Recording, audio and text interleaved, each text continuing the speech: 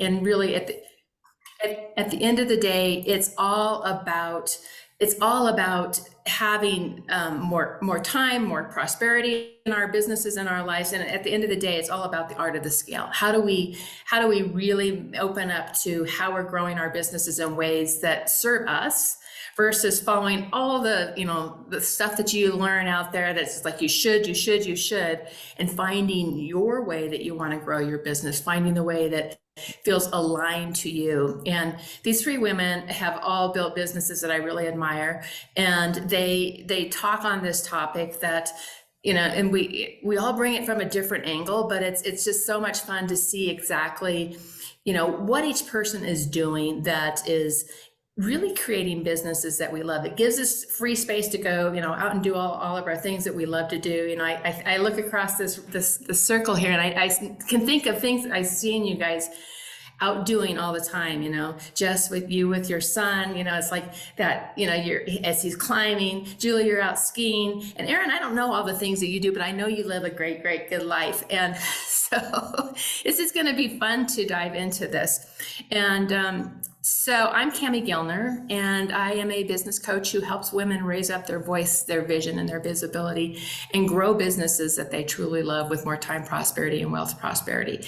And I've been doing this a long time. I've worked with hundreds of women entrepreneurs to really grow businesses they love. And this is my new favorite way of marketing right now, is coming together in roundtable, because we get to bring all of our expertise to the circle and have conversations around it. So you're going to get all kinds of really amazing insights today around strategies for how you want to grow your business, inspiration, how you create more time prosperity. You're going to be able to connect with each other online. Please use the chat box. In fact, if you guys will start to just share in the chat box where you're logging in from, what you do, share a little bit about who you are in the chat box. Would love to hear more of that. And so there's ways to connect with each other there. And then you're going to hear some real life stories from our panelists, firsthand challenges that they've worked with, and really bringing their businesses to a different level, and some practical tools and advice, things that you can go and apply to your business right away. And that's the goal, that what we really want to do is create this ability for you to step out and use this wisdom that you're going to hear about today in your own businesses. So today's session, we've got Julie Miller at Davis. So let me just introduce you. So Julie, wave there. Julie is a renowned productivity expert who specializes in helping business owners and leaders streamline their processes and overcome obstacles to achieve their goals. Her innovative approach to business challenges has led to significant growth and new directions for her clients. So Julie, I'm so excited to have you here. Welcome. Erin Marcus is the founder and CEO of Conquer Your Business. She leverages her corporate experience and entrepreneurial spirit to guide clients to new levels of success. With her MBA education and practical wisdom, she empowers entrepreneurs to achieve financial and emotional freedom. So you hear some themes already going on here, don't you? And Jess Sato is a TEDx speaker, coach, and a business growth strategist. And she's passionate about empowering women to leverage their unique skills for global impact. Her expertise in guiding entrepreneurs through the TEDx process has enabled numerous female business owners and thought leaders to amplify their influence, put their message out into the world, and create significant change. So welcome, ladies. I'm thrilled that you're all here. So who wants to hear from these magnificent women? Just drop a big yes in the chat if you're excited to hear from these magnificent women. And as you're listening, I would love for you to, if there's something that really resonates with you, write nugget, golden nugget. So write golden nugget, not just nugget, golden nugget into the chat. And just so that we capture these, like we want to know what really speaks to you. And so get out your pen and your paper, and let's just dive in and start to really dive with this. So the first question that I have for you guys is, what is the single most important strategy that you have implemented in your business to set your business up to scale with more time and more dollars for sustainable growth? Julie, I'm just going to kick off with you. So do you want to start us off? Absolutely. I knew she was going to start with me. I was like all ready to say, just like Jess said, just like Aaron said. um, so I think there's a lot involved in the scale, and we don't always start businesses with the idea of scale, right? We're really Right. just starting something that we're passionate about, something that we're experts in, and then we either get plateaued and we don't know how to scale, or a lot of things happen by accident. Yeah. And then we're like, how'd I get here? Or where do I go from here? And that kind of thing. And so to me, I think that the thing that has been the most, and some of it is a little trial by fire, but I've managed to be fairly blessed in this journey of strategically adding team members. And so the fastest way to free up time and actually in the long run make more money is adding team members. So Mm. it's truly looking for, like, where are you most stressed out? and and what are the things that are who are the people, what are the things that are going to plug some gaps in your business, some holes, things that you don't have time to get to, or that you're squeezing in to these little time places. The very first thing I did was, at a very low budget, at a very low level, added a social media person to my business. Within like Yeah. 8 months, I added Oh, someone wow. just to post even once a week, because I was like, it's more than I'm doing consistently now. So I may as well do it like at that level. And that's what I can Yeah. afford. And Yeah. that's the other thing about the money piece. Like, I think we're so afraid to spend money. Um, and it just has to be like, with what is your budget? Like, you really have to forecast, you really have to look at where you are and what can you bring in, and when you add a VA, I added at pockets of money, not in, like, I'm giving you a retainer of $300, and when I'm out of that money in those hours, let me know and we'll add to it. Before, I went to like a monthly ongoing retainer with someone and added duties to her as I saw that I needed them, or that she would say, why are you doing that? Why aren't I doing that? And so I think it's strategic team membership and weighing the time, the task, and the dollars, because time is money, Mm. It right? totally is. And you're spending your time on the things that you're best at. Right. And then you're Yeah. spending time on content, on like developing what is going to scale your business. You're spending time on gaining clients, on listening to people, and on engaging, instead Yeah. of instead of all these other pieces of your business that might not be the place that you need to be spending your time. Yeah, it's So, true leadership then that you're stepping into, because you're not caught into all of the details and some of that fear that can show up. It's like fear can show up when you start to think about, oh my gosh, I want to bring somebody into my business. Any just wisdom on that piece, on the fear piece, how to work with that? um, sometimes you got to leap, and and you've got to take the step. Like, you've got to dip your toe in.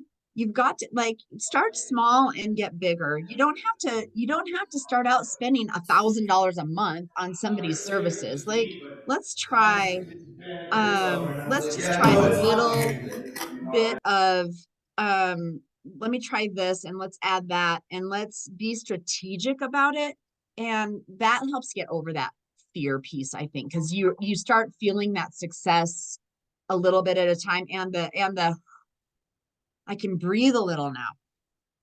Yeah, the spaciousness that you find in being able to breathe through that can be so powerful, right? It's like it's opening, it's expansive energetically when we have more white space around us. I love to talk about the white space that we can create. Yes. So yeah, Yes. yeah, love it. Thank you so much, Julie. Thank you. Let's go to you, Erin. How about you? Awesome. Well, I couldn't ask for like a better setup than what Julie just did. Because I'm going to build on it. Because Julie, I think you did a magnificent job of talking about the what. Like, what comes off your plate first, dead on. So I'm going to take it one step further, because the thing that helped me scale was the who. Not just a team member. And I'll put it to you this way: hire for horsepower. Ooh. Way too many smaller entrepreneurs, small business owners, what they do is they get the what, and Julie give you like, that's exactly what, right? But what they do is they hire a person to take a task off their to-do list, effectively now replacing doing the work with managing the person. That doesn't actually free up your time. That just changes what you're doing. So scaling is about multiplication. Leverage and growth is about addition. Scaling is about multiplication. So if we really want to scale, we need to hire for horsepower. We need to hire in a way that there is a direct one dot in between the person on the team that we're adding and additional revenue coming into the business. Right. And one of the ways that I also describe it is when I was back in corporate, and this is really corporate, like there's certain things from my corporate career that would kill me as an entrepreneur, but delegation is not one of them. And back in corporate, if I would have walked into the finance department and logged into the computer to try to start paying the bills, right, I would have been chased out with pitchforks and torches. So why would I do it now if I'm a business owner? If I'm a business owner, my job for scaling is vision casting, future casting, motivation, allocation of resources. That's a business owner, not a business manager or a business doer. Yeah. And they're just stages. They're just stages. So my job, my strategy that has worked is I hire for horsepower. I find people who can't just do the task, but are monumentally, magnificently better at than I am at doing it. And this is not hard, by the way. Like I know what I suck at. It's not hard. And then get out of their way. Yeah. I don't create the processes in this business. The last thing anybody needs is me creating a process. So I hire the most amazing people for what I can afford. It's not all or nothing, exactly like what Julie said. Hire for what I can afford. Tell them what the outcome is that I want. Let them do their thing. I give veto power, right? I'm not abdicating. I give veto power. And then just teach me how to do it. Mm-hmm. Don't spend a long time doing a really bad job. It's something someone else can spend a really short time doing a great job at doing. So good. I love it. I love it. And I just think about, the course of building my team, and I'm going to call out Jessica, who's here on the team, on the call with us today. And she's magnificent and she does lots of things much better than I would ever do. And, it wasn't, it's like, it takes time to find the right people. It takes time to build the right, all the pieces that kind of come together. Any advice or wisdom around that, finding the right horsepower to bring into your business, the right person, the right who. Yeah. Number one, don't let somebody hook their cart to your horse prematurely, right? Like take your time on finding the right person and know going in that this is not the easiest thing to do. And the first person you find is not going to always be the perfect person. Yeah. So go in with the mindset that it's not hard. It's just a process. So many people stop themselves from scaling to, I can't find good people. That's not true. I can't lead people. That's not true. It's too hard. It's too expensive. None of that is true. You can just decide that the card on my computer that's staring me in the face, you can only get good at doing the thing by doing the thing. Yeah. And you're going to get better at it. But don't let, to your point earlier, the fear and the stories you're telling yourself stop yourself from starting the process. Yeah, thank you so much. That's great. That's brilliant. Okay, Miss Jess, let's hear from you now. Yeah, this is so good. One of the things I've really focused on is what I have now dubbed my SAD strategy. And I've tried to come up with a different acronym for this because it sounds so sad. And I've just decided that it's sad if I don't have this. So that's the way I think about this. For me, in order to scale, I really have needed three things. I really needed to systematize the business, and I can talk about that. I needed to automate some stuff like that doesn't need a lot of human touch, and then delegate. So we've hit the delegate really well here. For me, and I think this is partly because I've been married to a systems engineer for over 20 years. We live and die by systems in our house. And I have found in the early stages, much like Julie said, we build businesses and we're not necessarily thinking scale, right? It's like, let me just get out there and do the thing that I want to be doing. But And you over probably time, shouldn't have to right you up front, shouldn't, right? right? Yeah, you you would be shouldn't. focused on having conversations with people and opening up doors, but yeah. Exactly. But over time, the more the business starts to grow, like you said, you get at a plateau or things start to shift and you realize you're doing a lot of the same things over and over. And so for me, I thought, how can I systematize these processes? And that has looked like having a very consistent process for how I show up. How do I market? How do I sell? Like all of those systems have been a total game changer because I'm not constantly having to think about the same things over and over. It's like I have a way of doing this. I do it the same way over and over. That's not to say it doesn't morph and change over time, but the general process of having a system for how do I bring people into the business? How do I take people through a sales process? How do I serve clients well? It takes the guesswork out of it and allows me to focus my attention on the things that only I can do. So similarly, with the delegation piece, both of those allow me to take the mental load off and take the workload off my plate in order to be able to actually do what I need to be doing in the business, which is visibility, showing up, meeting people, business development, that sort of thing. And of course, client service to the extent that that's my role.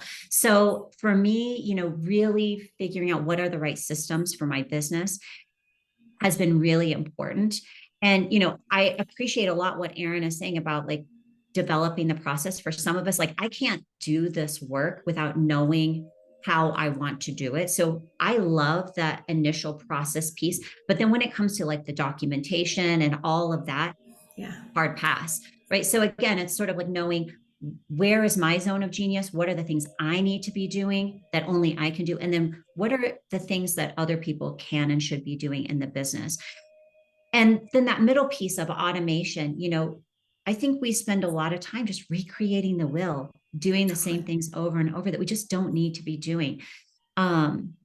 So, everything from like on a really tactical level, like how do I manage people like getting on my calendar? How do I manage like lead gen? How do I, all of those things to a good degree can be automated, and it doesn't mean that we lose the human element. So, really thinking about what can I systematize in the business so I don't have to constantly be thinking about it. What can I automate to take it off the load from me, from the team? And then what needs the human touch that is in everybody's zone of genius? That has been a total game changer for, how I like to think about the business. And when everything feels rough and tensiony, that's when I know like the sad strategy isn't working, and that's when I have to go back to the drawing board. So I think that coupled with consistency has been everything. That's a good one. That's a really good one. The consistency add in there. And I'm just gonna, when you're creating those systems and you start to get those documented, that you can pass those on to other people and allowing other people to actually do the documentation. I know one of the ways I've done that often is just do a Zoom or a Loom, right? And you just record what's happening on the screen, then you pass it to somebody to create that SOP so that when new people come on, I know when Jessica came on board, she definitely had a base of SOPs that really enabled her to jump into and to really engage very quickly, which was really important at the time that she came on board. And it's always important, right? It's time saving. Yeah. Totally. So cool. I got curious on that from one of the things that I think that's really simplifying in our business is the content recreation using AI. Who's using AI? Yeah. Okay. Yeah. And we're using it to repurpose, right? And so yes, definitely raise your hand in the chat box if you're using AI. Tell us, let us know who's using AI, because I think that this is it can really simplify things from the perspective of we create our thought leadership work, right? We have the white space to create our best thinking and our, I mean, this is a perfect, we're all having great conversations. We could take this and leverage AI in different ways and repurpose that content in different ways, and we will. And so it's so powerful to be able to do that. And I know my podcast interviews and that sort of thing certainly provide, and that just provides so much content for us to work with. And so we're building on our brands, we're building on the messages that we stand for, and we're leveraging tools that help make that simpler. So, definitely is part of something that is really exciting to me that's happening in this world right now, because I think it's just going to allow us to do more of our good things, and also do more of it's going to give us white space to do our best big picture thinking as leaders, but it also gives us more white space to do our things that we love to do in our lives. And that's exciting to me. So super cool. So I have a couple of tips here that can be, yes. Thank you, Brenda Kumar. I totally agree with it. I think AI can be a good starting point, and always add in your own voice. Don't ever just take verbatim what's coming off of it. So I really appreciate that you just dropped that in there, Brenda, because I think that's really an important fact. So for me, when I start to think about ways that we can simplify, or how we can really set ourselves up for scale, is simplification. And so it's simplifying our market that we serve. So being uber focused on who we serve, and getting clarity into what are the stories they're in right now, what's happening in their businesses. So really getting into the journey of your customer, and feeling into, okay, what is it that I help them solve? What's the biggest problems I really help them solve? And build all of your marketing around the stories, the conversations your clients are having, the false beliefs that they might have, all these different pieces that can really help shape your messaging, so that you're speaking directly to your ideal client, what I call your soul client, ones that you're really deeply connected to. And when we get into that understanding of our customer journey, of knowing who they are, we can simplify our product offering as well, because it's like we're serving our clients. So we're not going to have 20 clients serving our ideal client. We're going to have just a few clients, or a few products that serve that client. And so we're not, I found that myself, that several years ago, I had too many products. And I was every month trying to market something different, trying to, I was just all over the place. And the more I could really settle into, this is who my ideal client is. I work with women entrepreneurs who are ready to raise up their voice, their vision, their visibility, and what are they really desiring? What are they wanting? And how do I create products that really help them do that? And so the more clarity I found in that, the simpler my products got. I was able to bring people together in groups versus doing one-on-one. And I think that's a big shift for us as we're scaling, is that we shift into doing more group work. And there's so much power in group. I just came off of 5 days of group with my clients last week, and it's magical what happens in group and in community. And so bringing that kind of value to our clients, I think, is really a good way to do that. And the other part is simplifying our content. And, I was just talking about that a little bit. It's like, the more we know who our ideal client is, we can repurpose our content, we can re-leverage our content. We're not having to create something new over and over again every single week, but it's repurposed and it's reusable, because we know what our core messages are and what we stand for. So those are my tips for scaling and, really getting to this space of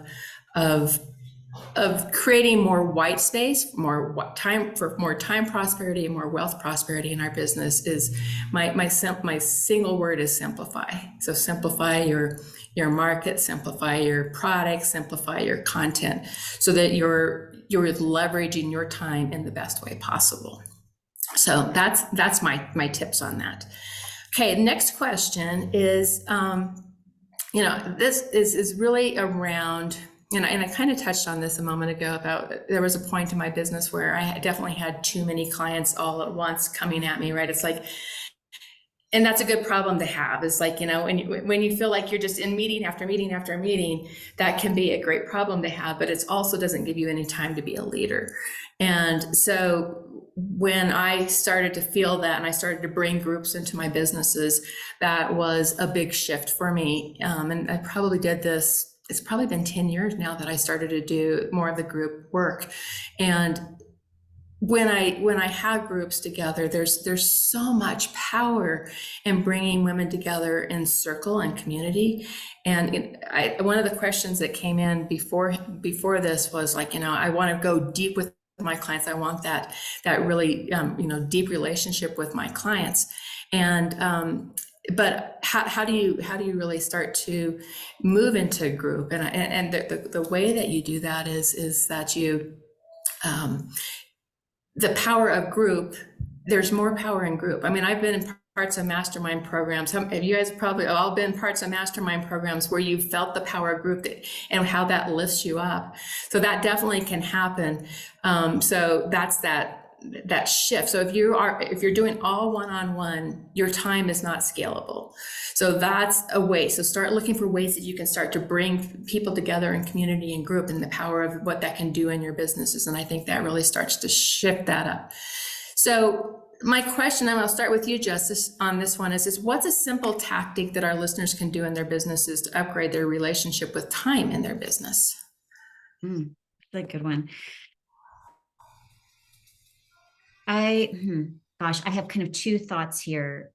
So I might take a little liberty, but I think one thing for sure is around managing your calendar. And over time, you know, I have been in phases and I feel like I'm like right on the cusp again. And I think this happens a lot where your calendar sort of gets out of control. And I have to constantly go back to the drawing board and say, okay, what is sort of like the ideal week, month, whatever time interval makes the most sense for you, and reset the expectation.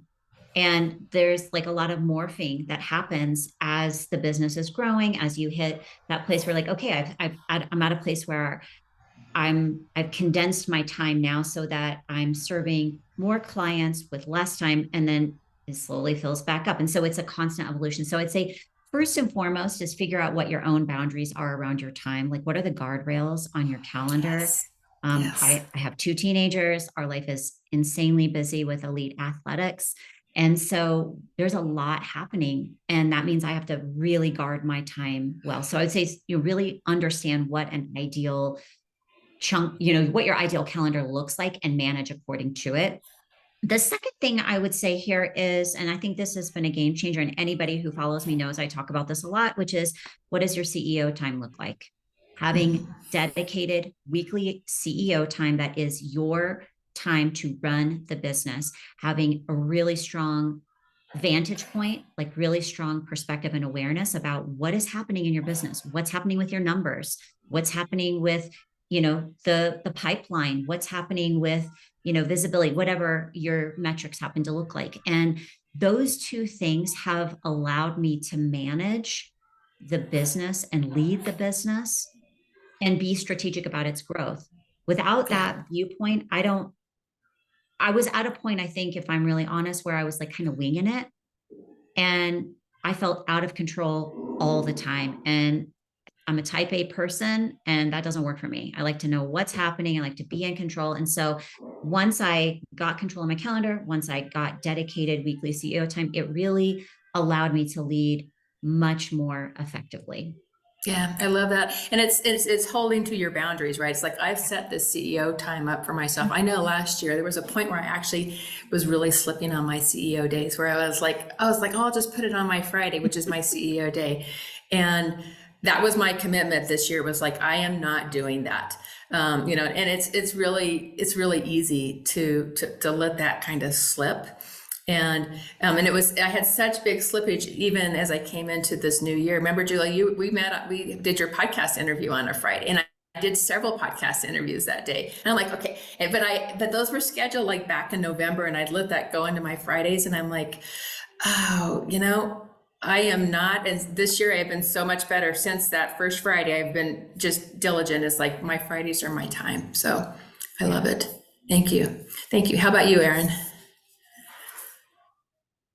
Love it. So yes to the boundaries, yes to the CEO time. Kudos to getting back to the CEO time. What I'm doing right now, I just started this a few weeks ago. And I'm absolutely loving this strategy because it has to do with focus. It has to do with focus, not just time blocking and boundaries, but what am I doing? And so I've figured out how much money do I want to bring into my household and how much does my business have to make in order for that to happen, right? That's my floor. That's the minimum acceptable amount of money. The ceiling is what, the goal, right? The ceiling is the stretch goal. And then I looked at what I was doing and I looked at my calendar and my goal is to hit my floor in 20 hours a week. Ooh, I It's like it. never about more hours. It's never about more hours. Yeah. It's always about more focus. So on my calendar and in my strategies, because that's what I do. Everything is strategy. What is it? Not tactics, but what's the strategies that get us to where we want to be? Between client fulfillment and direct active client acquisition strategies. Those two things take up 20 hours of my week and they're designed to hit my floor. The next 20 hours a week is about hitting my ceiling. That's building brand awareness. That's more passive strategies. That's more growth strategies. It's the big picture part of it. It's the big picture. It's taking boundaries and time blocking and putting just crazy levels of intention behind it. That's brilliant. Because it's not, just embracing that it's not more work, it's more focus. And if I just stick to the activities and the fulfillment strategies that hit my floor, it's amazing what that is opening up. I love it. I love it. I often track mine and going for the 30% of my week is free for big picture thinking and, my CEO type work. But you're going 50-50 there. So I love it. I'm scaring the bejesus out of myself. I'm right. That's what it is. It's time to push, right? And I think the point is that you have set that goal for yourself and you're working with it and you're, it's like you may not hit that every single week, but you're like, this is where I want to get to. And I think that's really, I love that. Totally love it. Thank you. How about you, Julie? Well, both of those were amazing. And I think that it's really important that, so I'm just kind of glancing down at notes I took from them. It's really about, first of all, what Jess was saying, you have to honor the calendar, not just have the calendar. You have to honor it and not just, it's not a guideline. It's a thing, and it is flexible as entrepreneurs, but it's not a guideline. And then with Erin, I love, when it's not about working harder, although it is working, they're like, work smarter, not harder. And I'm like, well, you need to work hard while you're working smart. When I work, I'm working hard. I'm focused. That is the reason that in the summertime, I can work 2.5 days a week, right? That I can play golf and tennis and hike and work 2.5 days a week in that season. And that goes back to what Jess is saying, what are the seasons of your calendar? Because my calendar in the summer is not the same as my calendar in the fall. It's not the same as my calendar in the winter. So we have seasons in our business. We have seasons. We can drive that depending on what we want. But what I love the seasons. I just want to emphasize it with you because it's we have our own internal seasons, right? Right. Paying attention to what our bodies need at different times of the year. Exactly. Yeah. And I really live by seasons, and we have to look at and adjust our calendar depending on the season that we're in. And notice when we're out of notice that our hair is on fire and okay, hold on, let me just look at what's actually happening here. But the other piece that I wanted to touch on just super quickly that we haven't really talked about is that you have to plan. And I know a lot of you, especially those artistic people, type people, are like, "What? Planning takes away my freedom. I didn't get into this business to have a plan." And here's the thing, freedom is in the plan. If you don't have a plan, you're not going to have white space. You're not going to have CEO time. You're not going to have time for yourself. You're not going to have time for your family or the things that you love. You're not. You have to plan in order to have the freedom. And so it's becoming goal oriented rather than task oriented, and building our calendar and our week and looking at our day and our week around that, and creating the freedom first and then organizing around it. And I think it's just so important to ask goal questions rather than task questions to yourself. Love it. I so love it. I love planning as well. I love that, like looking at the year and thinking of what are the big shifts I want to take and where do I want to, what's going to move the needle for me? That's the question I always ask myself. So what's going to move the needle for me? And then making sure that in any quarter, I'm only having like a couple of initiatives, 2 to 3 initiatives that are really big changers in my business. And starting to take those 2 to 3 initiatives and start to break those down even week by week. Okay, if there's over the next 12 weeks, what's one thing I can do each week to hit the objectives on those 2 to 3 initiatives? Because we're going to have other stuff coming, but if we make those a priority, we can really start to open up our, that next evolution of growth for our businesses. So I love to plan. I think it's fun, and it just gives us a different grounding, different white space. If you can't get there unless you make, get intentional about that. So many good tips here. Okay, so we had some questions come in beforehand, and I was going to pick out a couple of these beforehand, and I have a bunch of them. And we're not going to be able to have time for all of them, but we've got about 10 minutes that we can focus on this. So the first question came from Susie. I struggle with being too far in the weeds as well as finding one thing to focus on. My people pleasing tendencies make me want to help clients with everything. I'm just going to open it up, to the panel here. What jumps out for you as a quick response for that? Go ahead, Julie. I'm gonna say, don't we all want to help everybody with everything? Yeah. Yeah. And it comes back to setting those boundaries that Jess is like, we have to decide when we're talking to who about what when it comes to clients. And if there's things that, if we can find common threads within that, isn't that a webinar? Isn't that a course? Isn't that a workshop that we can put together and, as Cammie was saying, do a one-to-many situation? So we're not doing these things for everyone piecemeal and one at a time. And we can't help everyone with everything. And we can't be at everyone's beck and call, because otherwise we're not honoring ourselves or the growth possibilities of the business. There is no room for growth at that point. Love it. Love it. And I'm going to just drop it out to you guys who are watching. Feel free to drop in a question into the chat box, and what we can mix it into this as well. Does anybody else have anything else that you want to cover on Susie? Go ahead, Erin. I think we do that out of fear. We do it out of fear. That's a good point.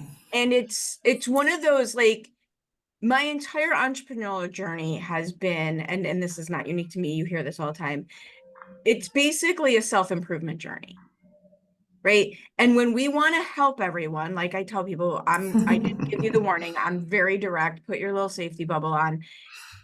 It's about us. It's about us and making ourselves feel better.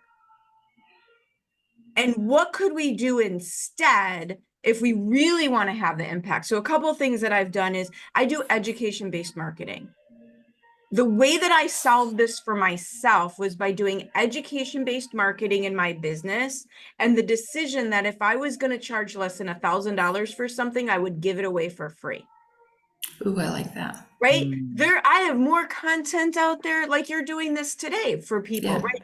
There's Yeah. more stuff. Go use it, get it. You know where to find me. Ask me questions. Happy to help. And what that does is it gave me the room to charge appropriately and work with people appropriately. And so you said before you don't know what I do in my free time. I do animal rescue. I've done it for 15 years. I Oh, have a charitable foundation launching this year. And I always described it this way. I can go every Friday and work with baby ducks and save, I work with about 200 baby ducks every summer. Or I can make tons and tons and tons of money and launch my foundation and give millions of dollars to charity. How many ducks am I helping them? yeah. Yeah. And right. And so understanding the impact of what we're doing and why we're choosing to do it. Yeah. Yeah. Yeah. I love the thought of it is if it's, If I, it's because less than I always, $1,000. yeah, because I've always been one, it's like deliver a lot of value to your Yes. audiences in any way that you can. So I think that's a brilliant It also removes the need to sell. Yeah. It Yeah. removes my need to be selling all the time because here. Yeah. Yeah. Yeah. Here's a couple. Let me look really quick here.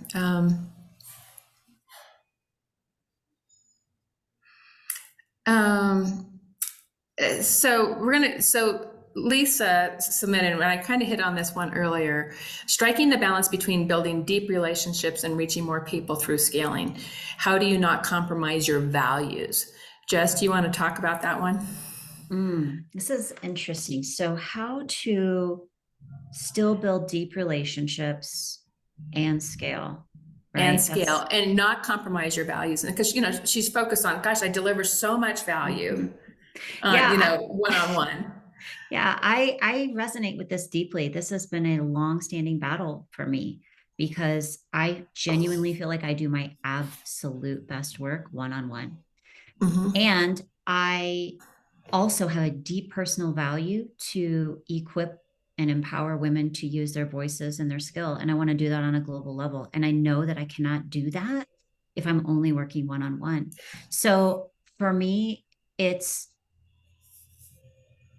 constantly trying to hold that tension between my larger vision, which is why being able to look outside of your business is so important, and knowing that when you are working with people in a group or in small groups or large groups, that you're still giving all the best to them.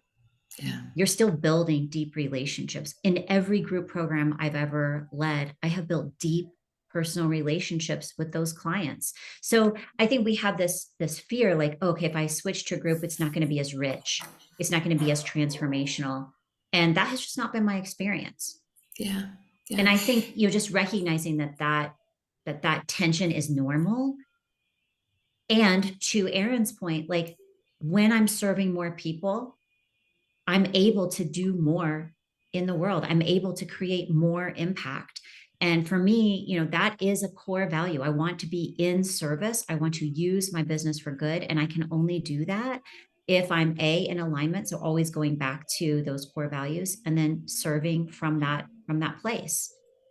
Yeah. So And I think just knowing that. Yeah. Yeah. And it doesn't mean that you don't do one-on-one work. Correct. It means you charge appropriately for your time at the one-on-one work. So it's like that is your high level product that really serves at the biggest level. And so you can do the one-on-one work and that's just know that you're not doing it for the low value offerings. You're doing it for the high value offerings. Yeah. Love it. Love it. Love it. Okay. We've got 2 minutes left on this part of it here. So I have one more question that Valeria sent in, and she said, how do you find and attract talent to your company? Erin, do you want to jump on this one? Sure. I ask really talented people who they know. I ask, who do you know? Right. That's it. I get real clear on what I'm looking for, not from a task list, but from a personality trait. I'm real honest with them. I'm real honest with me.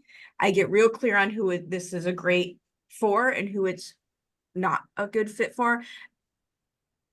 And I treat my team the way that I treat my clients. Mm-hmm. I pour into my team Like my goal with my team is for them to build their entrepreneurial dream job within the brand. I love So that. you attract talent by how you show up.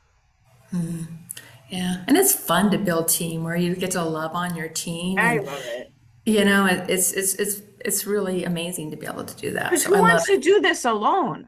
Yeah, yeah, Seriously, I don't want to yeah. do it by myself. It's much more fun to have great team members. Totally, totally, totally.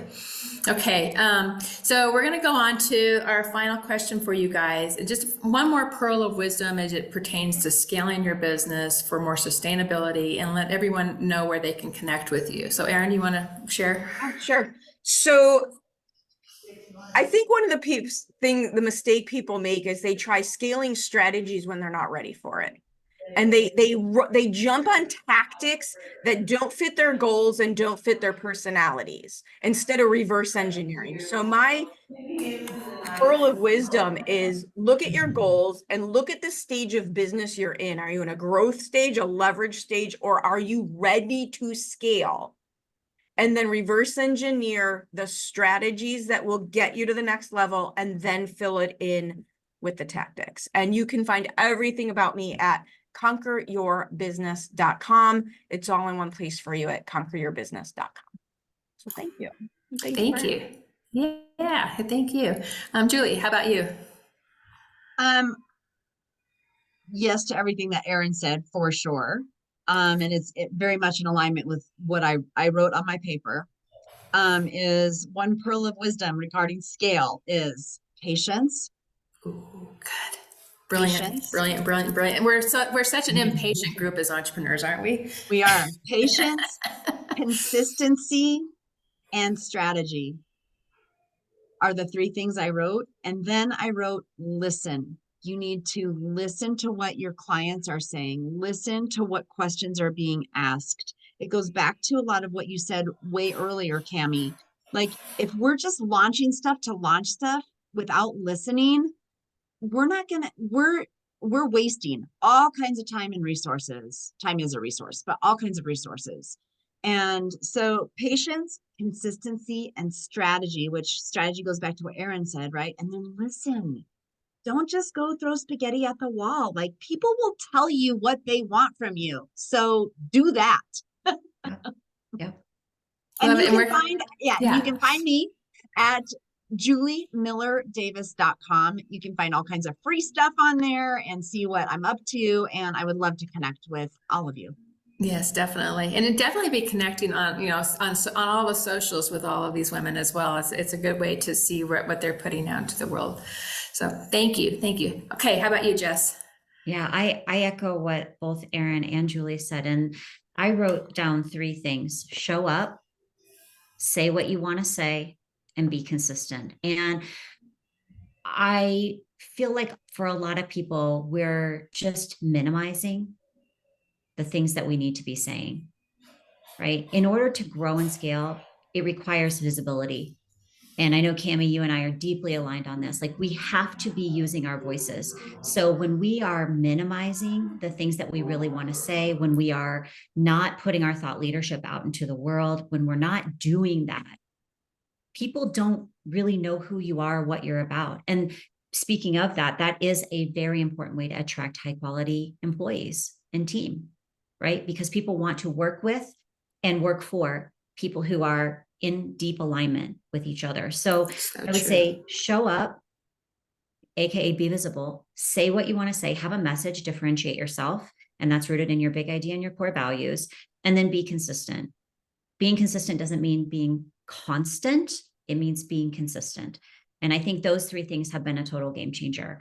And I'm at jessicasato.com and on LinkedIn. That's where I spend all my time. Excellent. Excellent. Well, so good.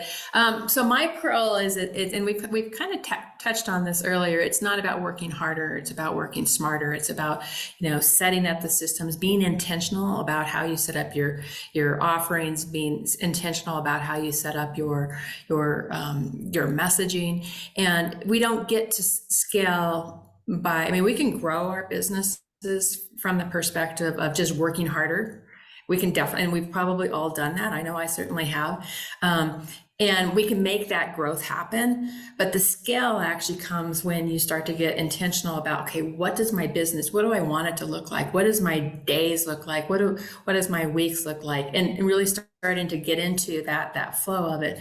And then I think the other important part about this is listening to our inner wisdom, because our inner wisdom will say, give us a yes. And our inner wisdom will give us a no. We can listen to our wisdom and say, okay, this is the right direction for me, and this is a no for me. And we can ask ourselves this question every single day. And, as we're making decisions, I'll get out a pendulum and use a pendulum when I'm really trying to decide if something's right for my business. I'll do things that, I just listen to my body. I'll go on a walk out in nature. The more that we can listen to that soul side of our wisdom, the more we take the right actions and the right steps as we move forward and taking our business to new levels. And that's a gift that I think that often gets left out. It's like, how do we listen to this, right? Listening to that inner wisdom. So, and that allows us to apply the right strategies, because we get hit with so much information every single day. This is the way you do it. This is the way you do it. Start to listen to your body, and your body will say, this is a fit for my business, or this is not. So, and where you can connect with me, I am doing this next month in March. On March 19th, I'm doing a follow-up training on this topic. It's called Simplify to Multiply, More Time and Dollars in Your Business. It's an online training that I'll do on March 19th, and it's free. So come join me there. And if you're really ready to, and Jessica's going to drop the link to this into the chat box here. And if you're really serious about growing your business with more time prosperity and wealth prosperity, I've opened up some space on my calendar for you guys to be able to do. I do an audit of, we're looking at the pillars of prosperity. It's voice, vision, and visibility. And I've opened up some space on my calendar this afternoon and tomorrow, with the caveat of this afternoon is not going to work because I have no electricity at my house. And I am at a hotel right now recording this, and I won't be here this afternoon. But I will open up more space on my calendar tomorrow. So if you go on to the link that Jessica just dropped in there, don't choose one of the spots this afternoon, because there will not be electricity in my house until after 5 o'clock tonight. So choose a space on tomorrow, and if they're gone, I will, when I hang up here, I will actually add on some more spaces for tomorrow, so that you guys can do an audit with me. And really what we do in that audit is look at these pillars of prosperity, the voice, is it the right messaging? Is it how you really, are you in the customer journey? We'll look at the vision, the right packaging, the right pricing. Are you set up there? We'll look at how you're getting visible and how you're putting your voice out to the world. So that's what we'll look at in the audit. So if you are ready to take your business now, I'm happy to do that, but you can join us for, next month as well at the Simplify to Multiply webinar and training. So with that, let's see if there's anything else that I've got. I think that's all I've got for you guys. We've got a couple more minutes, and I'm just going to drop this to you guys. One more pearl of wisdom on this that you want to share. So, Erin, what's one more that you would love to share? It's so funny because I'm so direct and action-based, and yet I feel right now I must be going through a thing, because all my pearls of wisdom are like about thought process. And what I'm really embracing right now is that everything is a perspective. You can decide if something's easy. You can decide if something's hard. I look at my calendar every single day, and if it's open, I go, oh my God, I'm so excited about all this free time. And if it's jam-packed, I say, oh my God, I'm so excited about all the people I get to talk to today. And it's just a perspective. I can decide that every day. And so I set the stage for myself so that I don't make myself crazy. Love it. That's always a thing too, right? It's always a perspective. We get to choose. Always a perspective. Yeah. So good. So good. How about you, Jess? Gosh, one thing that I've been playing around with lately that I don't know if I would have realized this early on, but sometimes it's worth evaluating the entry point to your business. And what I mean by that is, for a long time, people knew me as primarily a business strategist. That's actually, I love, love, love business strategy. But people also knew me as a TEDx speaker coach. And I knew that these two pieces of the business went together, but I could not figure out how to communicate it and message it and market it in a way that wasn't confusing. And I started playing around with entry points to the business. And I thought, what if rather than people entering on the business side, they entered on the TEDx side? And then we tackled the business stuff on the back end of that, because it all starts with your big idea, that kind of core message that you're trying to deliver. And that has been a game changer. And so I just throw that out as something that I think a lot of people can really benefit from. Like, are people entering your business in the right place? Because in doing that, it actually changes the longevity of the client life cycle. I mean, there's just so much to what that can do. So if you're at a place in your business where you're like, man, everything feels frictiony, it doesn't feel easy, I can't market or message easily, what if you change the entry point? That's something I'm noodling on right now. Love that wisdom. Thank you so much for sharing that. And how about you, Julie? I love that so much, Jess. I just finished a 3-day retreat with one of my groups on customer journey, which is like we were finding where were the gaps, where were the holes from the top to the bottom. Yeah. And so good that you said that, because it really can help you figure out how people are engaging with you and where and when. But for me, it's so fun. I'm so glad we had a minute, Cam, because I was like, oh, I wish I'd said that. I wish I'd said that. Like, because like you should just have the last part of this roundtable. Like, is there one thing you wish you had said? I really want to go back to this idea of courage, of like, where do you find that? Where do you get over the fear? And I teach a lot about the 90-day rule in my strategy talk and in my work with clients. We can try anything for, like, can you give yourself 90 days for something to work, to take hold, to grab traction? And what is the strategy behind those 90 days to get it to go? And it may or may not work, but you've learned a whole lot along the way, and you haven't done a lot of damage, but you may have done a lot of good in moving that needle in 90 days. It doesn't have to go along with your perfect quarters of the year, like wherever the 90 days is. And so, like, I just finished this huge marketing thing that I tried. It hasn't gone the way I thought it would, but it's done some good in some other ways. And my team and I have learned a whole lot from it. And it wasn't a total failure. It just didn't do what we wanted it to do, but it did some other stuff. Yes. So it was a big leap. It was a big investment, and I was scared to death, and I had to do it. Like, I had to know, because something had to give. I had to do something differently. And now we know a whole lot of information, and we've grown a lot of followers, and it didn't quite do what we wanted it to do, but I'm not where I was. And so that is the thing, like 90 days is so good. And I kept having to tell myself that. I'm like, patience, 90 days, 90 days, 90 days. Like, I gave her 5 months. I'm only at month like 2.5, like 90 days, 90 days.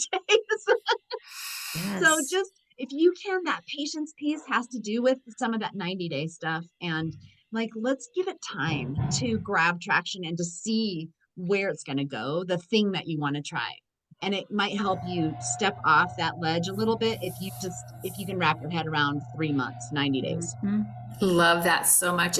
And that's the agile, it's like really getting into agile, and it's about, testing and trialing and being curious if something works. And that curiosity is, we learn from it, like you said, every single time.